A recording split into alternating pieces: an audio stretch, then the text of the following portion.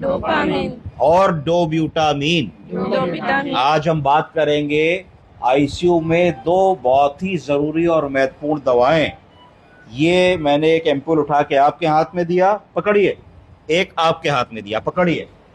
आप बताइए कौन सा है आपका? डोब्यूटामीन। कितने ml का वाइल है? एम्पूल है रादर। हाँ, 5 ml का है। 1 ml में कितने mg है? 250 mg। एक में है कि 5 में है? 5 में है।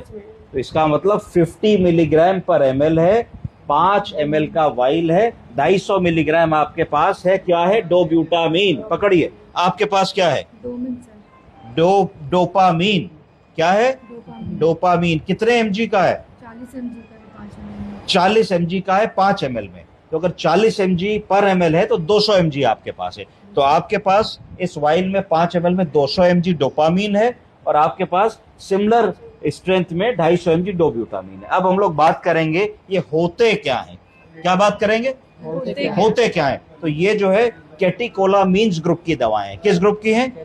कैटेकोलामीन्स ग्रुप की दवाएं। ये क्या काम करती हैं और कैसे काम करती हैं? जो रिसेप्टर्स को बाइंड करने का काम करती हैं। तो अगर हम पहले डोपामीन की बात करते हैं तो डोपामीन D1 और D2 रिसेप्टर्स पे काम करती हैं और D1 और D2 रिसेप्टर्स जो होते हैं ये सेंट्रल नर्वस सिस्टम में होते हैं। कहाँ होते हैं?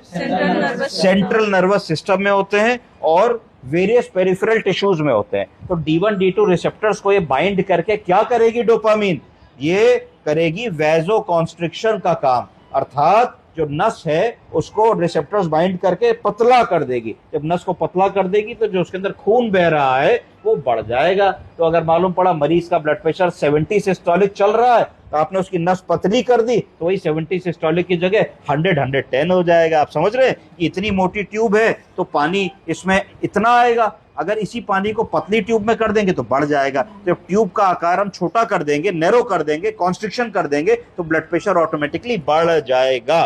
तो डोपामीन ने रिसेप्टर पे काम किया, रिसेप्टर D1 D2 थे जिसकी वजह से हमारा ब्लड प्रेशर बढ़ा। और क्या हुआ?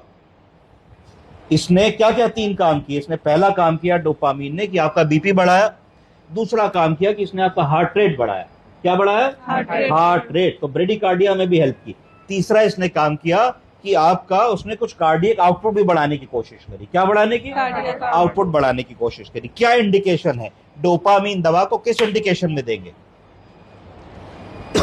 उधर देखो कि डांट खाओ, मुझे देखो, बताओ किस इंडिकेशन में देंगे?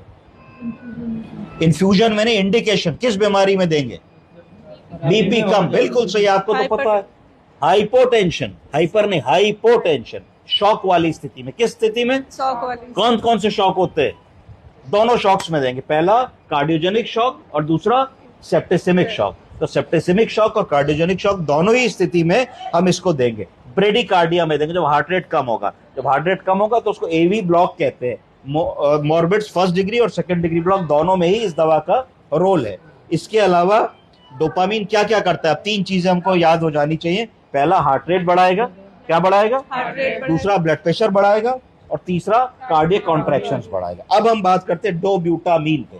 डोब्यूटामीन और डोपामीन में क्या फर्क है? तो डोब्यूटामीन का मतलब है ये प्राइमरीली कार्डियक आउटपुट को बढ़ाता है by strengthening the heart muscle. ये हार्ट मसल की ताकत बढ़ा देता है तो कार्डियक कॉन्ट्रैक्टिबिलिटी बढ़ा देता है। जब कार्डियक कॉन्ट्रैक्टिबिलिटी बढ़ती है तो जिन मरीजों का इजेक्शन फ्रैक्शन पुअर है उनमें भी कार्डियक आउटपुट बढ़ जाता है और कार्डियक फिलिंग बेटर होती है। जब कार्डियक फिलिंग बेटर होती है तो ब्लड प्रेशर ऑटोमेटिकली बढ़ जाता है। इसका पॉजिटिव आइनोट्रोपिक इफेक्ट है। क्या है? पॉजिटिव आइनोट्रोपिक इफेक्ट है। ये वैजो कॉन्स्ट्रिक्शन कम करता है। तो डोब्यूटामीन ब्लड प्रेशर बढ़ाने की बहुत अच्छी दवा नहीं है, ये कार्डियक कॉन्ट्रैक्टिबिलिटी को बढ़ाने की बहुत अच्छी दवा है। यही फर्क है डोपामीन और डोब्यूटामीन में। ये कैसे काम करती है? ये काम करती है, बाइंड करती है बीटा एड्रिनर्जिक रिसेप्टर्स को।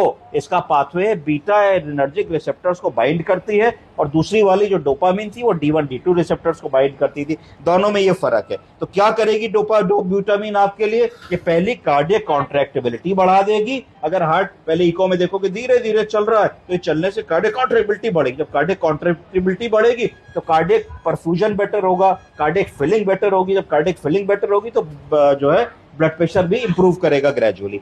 इसके इंडिकेशंस और कॉन्ट्रा इंडिकेशंस क्या है? कब डोब्यूटामीन नहीं दे सकते?